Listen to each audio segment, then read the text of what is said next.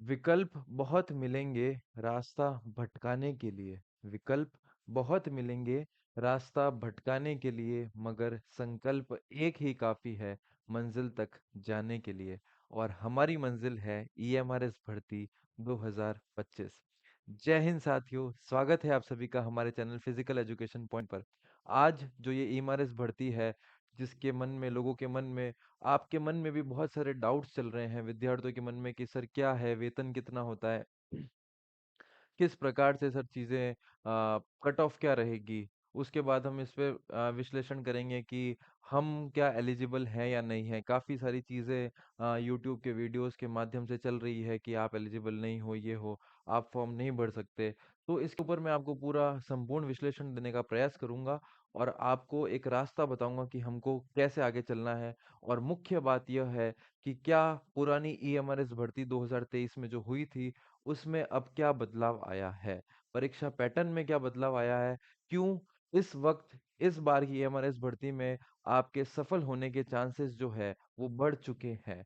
सबके ऊपर मैं चर्चा करूंगा, आप वीडियो को अंत तक देखना। सबसे पहले मैं अगर बात करता हूं, तो यह था एमआरएस भर्ती का नोटिफिकेशन जो है ये आउट हुआ था। सबसे पहले चीज ही मैं आपको बता देता हूँ, यह जो कट ऑफ मैंने एक लगाई है, यह है ईएमआरएस भर्ती जो पूर्व में हुई थी, यानी कि 2023 की जो ईएमआरएस भर्ती थी, उसकी यह कट ऑफ है। आप देखेंगे दोस्तों, बहुत कम कट ऑफ गई थी, उसका कारण भी बताऊंगा मैं। आप देखोगे ये कट ऑफ लगभग 200 नंबर में से है। ठीक है सर, तो 200 नंबर में से आप देखोगे जो अनरिजर्व्ड, यानी कि अगर मैं लिखूं यहाँ पर जनरल कैटेगरी, तो जनरल कैटेगरी की जो फीमेल में गई थी, महिलाओं में गई थी, वो थी मात्र 28.25 नंबर, जबकि मेल में थी 52.75 नंबर। आगे चलते हैं ईडब्ल्यूएस में, तो वो थी 8.25 नंबर, मात्र 8.25 नंबर। और मेल में थी 43.25 नंबर। उसके बाद ओबीसी में मात्र 4 नंबर, और यहाँ थी 40.75 नंबर। एससी की बात करूं तो 8.50 यानी कि 8.5 नंबर, पुरुषों में थी 34 नंबर।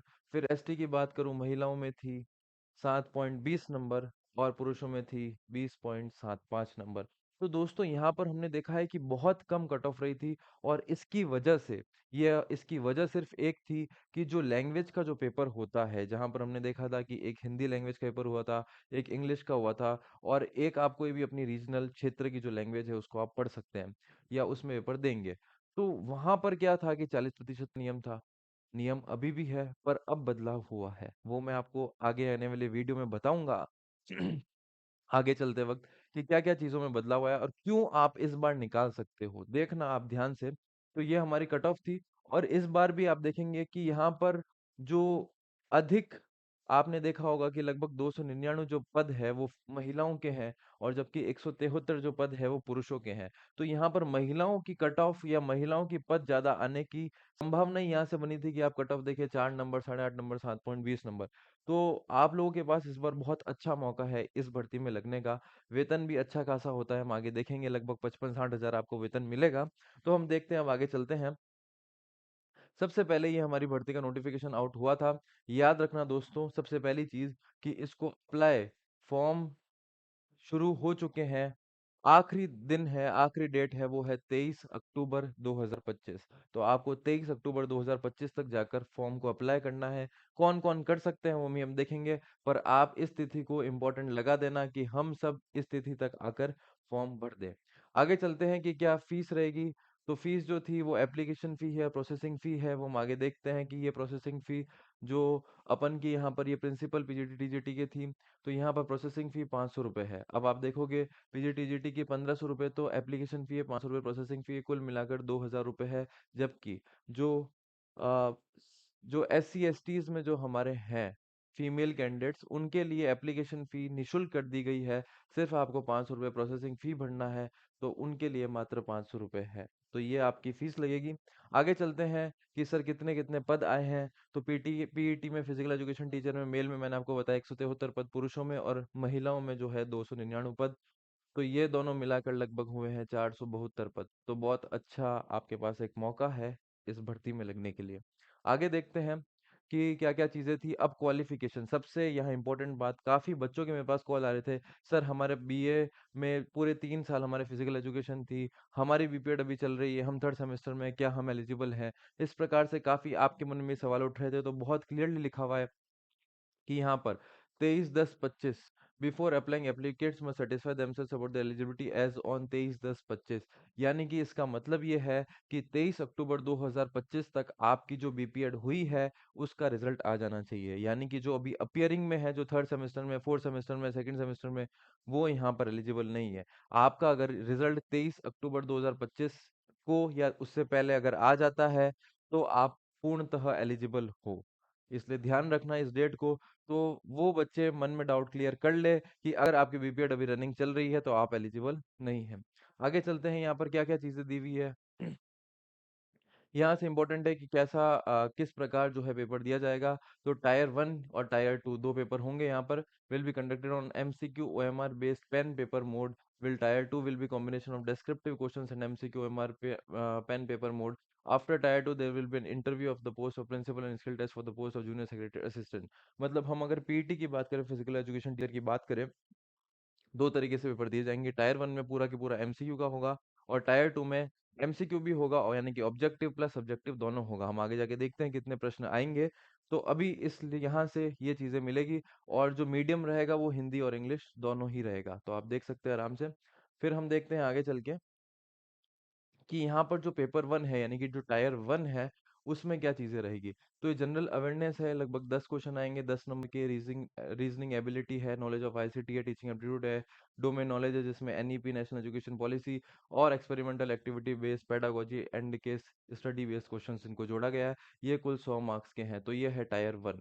ठीक है सर, बट ये टायर 1 आप क्लियर कर लेते हैं, बट जो मुख्यतः जहाँ पर पिछली बार गाड़ी फँसी थी बच्चों की, जहाँ पर पिछली बार जिस वजह से कट ऑफ जो है बहुत कम गई थी, इस बार बदलाव हुए हैं और आप ध्यान से सुन लेना, यह बदलाव आपके लिए लाभदायक होंगे। आप इसमें पास अब हो सकते हैं अगर पिछली बार आप कहीं रुके हो। जो पार्ट 6 है दोस्तों, ये लैंग्वेज का है। तो यहाँ पर एक जनरल इंग्लिश है, जनरल हिंदी है। तो 10-10 मार्क्स की मैं अगर देखूँ तो इंग्लिश और हिंदी है। ठीक है सर, अब एक आपको उन्होंने बोला है कि आप कोई भी रीजनल लैंग्वेज चुन सकते हैं। इतनी सारी हमारे पास रीजनल लैंग्वेज है, ये देखिए असम, बंगाली, बोडो, डोगरी, इंग्लिश, गारो, गुजराती, हिंदी, कन्नड़, कश्मीरी, खासी, मलयालम, मणिपुरी, मराठी, मिज़ो, नेपाली, उड़िया, संथली, तेलुगु और उर्दू। ये भी इस तरह की हमारे पास रीजनल लैंग्वेज हैं। तो इंग्लिश और हिंदी के अलावा आप ये एक लैंग्वेज यहाँ से चुन सकते हैं। ठीक है सर। अब पिछली बार क्या हुआ था कि आपको हर पेपर में यानी कि जो 10-10 नंबर की जो लैंग्वेज हो रही है, हर लैंग्वेज में आपको 10 में से 4 प्रश्न कट-कटा के सही करने थे। बट अब इस बार चेंज हुआ है। यानी कि काफ़ी सारे बच्चे थे जिनकी इंग्लिश कमज़ोर थी, जिनकी हिंदी कमज़ोर थी। तो उस वजह से वो सिर्फ हिंदी में रह गए, बाकी उन्होंने क्लियर कर लिया। क्योंकि उनकी रीजनल लैंग्वेज अच्छी थी, उनकी इंग्लिश अच्छी थी, वो हिंदी में रह गए। चाहे हिंदी अच्छी थी, रीजनल लैंग्वेज अच्छी थी, तो वो इंग्लिश में रह गए। पर अब इस बार एएमआरएस ने बदलाव किया और ये आपके लिए बहुत लाभदायक है। अब इन्होंने बोला है कि ये टोटल जो 30 नंबर है, इसका 40% लाना है। पिछली बार तो दोस्तों ये था, दोनों में फ़र्क क्या है देखिए, पिछली बार 10 हर पर्टिकुलर 10 जो नंबर आ रहे थे रीजनल लैंग्वेज के, चाहे इंग्लिश के, चाहे हिंदी के, सब में आपको क्या करना था, 4-4 नंबर लाने थे। यानी कि अगर कोई विद्यार्थी अगर यहाँ पर 2 में 4-4 लेके आ गया, अगर इसमें नहीं आया है, तो आप फेल हो गए। पर यहाँ पर अब इन्होंने क्या किया है, अब किया ऐसा, टोटल आपके पास 30 नंबर है, तीनों को मिला दो, इसका आप 40% लेके आ जाओ, 12 नंबर। यानी कि अगर मैं कहता हूँ कि अगर कोई विद्यार्थी जिसकी हिंदी और रीजनल लैंग्वेज वो लेता है वो अच्छी और इंग्लिश अच्छी नहीं है, वो 20 प्रश्नों में से अगर 15 सही कर लेता है, 12 सही कर लेता है, 13 सही कर लेता है, तो वो एलिजिबल हो जाएगा। तो ये आपके लिए बहुत अच्छी चीज़ है। काफ़ी मैंने वीडियोज़ देखे जो इस पर चर्चा नहीं कर रहे हैं, पर ये बहुत ज़रूरी है आपको जानने के लिए कि यहाँ से आपके सिलेक्शन होने के जो चांसेस है वो बढ़ जाएँगे। आगे चलते हैं। अब ये तो हो गया था टायर 1 हमने पढ़ लिया, जिसमें ऊपर 100 नंबर का था। जब आपका रीजनल लैंग्वेज अगर क्वालिफिकेशन हो जाएगा, इसका ध्यान रखना, वहाँ पर सिर्फ़ आपको क्वालीफाइंग ही चाहिए, वो नंबर नहीं जुड़ेंगे। फिर टायर 1 के जो 100 नंबर थे, वो जुड़ेंगे और टायर 2 के जो 100 नंबर है, वो जुड़ेंगे। टायर 1 में लगभग आपको 3 घंटे मिलेंगे, टायर 2 में लगभग आपको ढाई घंटे मिलेंगे। टायर 2 जो है वो सब्जेक्ट पेपर होगा, यानी कि शारीरिक शिक्षा की हम यहाँ बात कर रहे हैं। तो अब यहाँ पे उन्होंने बोला only for candidates who will be shortlist in the ratio of 1:10 against the notification vacancy on the basis of tyre 1 preliminary examination subject knowledge examination. यहाँ पर जो टायर 1 है उसकी कट ऑफ कैसे निर्धारित होगी कि सर आपने बताया कि फीमेल में जो है वो 299 है, मेल में जो है वो 173 है। तो इन्होंने बोला ये 173 पद है, तो इस पर एक पद के हम 10 पद भरेंगे। यानी टायर 2 में जो जाएंगे वो आप सीधा सीधा इंटू 10 कर दो, तो यानी कुल महिलाएं वो जो लेंगे वो लेंगे 2990 अगर उन्हें मिलती हैं, और उसके बाद यहाँ लेंगे 1730 पुरुष को लेंगे। तो यहाँ पर आपके चांसेस बढ़ जाएंगे। अब आप क्या होगा, सब्जेक्ट पेपर 2 दोगे, यानी कि शारीरिक शिक्षा का। ठीक है, हम चलते हैं। यहाँ पर 40 नंबर के ऑब्जेक्टिव रहेंगे, प्रत्येक क्वेश्चन 1 नंबर का, तो ये होता है कुल 40 नंबर का। डेस्क्रिप्टिव यानी कि सब्जेक्टिव, अब यहाँ पर आपको गहन अध्ययन चाहिएगा। अगर आपने चीजों को सिर्फ रटने की कोशिश की, अगर आपने ढंग से नहीं पढ़ा है, तो आप डेस्क्रिप्टिव सब्जेक्टिव में नहीं लिख पाएंगे। इसलिए आपको सब्जेक्ट को एक गहन अध्ययन जरूरी है। तो यहाँ पर 15 क्वेश्चन आएंगे। एक प्रश्न जो आएगा वो 4 नंबर का आएगा, तो ये होते हैं टोटल 60 नंबर। तो 40 प्लस 60 हमने देखा, ये कुल है 100 नंबर। टायर 1 के 100 नंबर, टायर 2 के 100 नंबर मेरिट को निर्धारित करेंगे। टायर 1 से जो 100 प्रश्न होंगे उससे 100 नंबर का जो होगा उससे आप 1:10 में यहाँ पर आएंगे। फिर यहाँ से जो 100 नंबर का जो पेपर होगा उससे मेरिट निर्धारण होगी।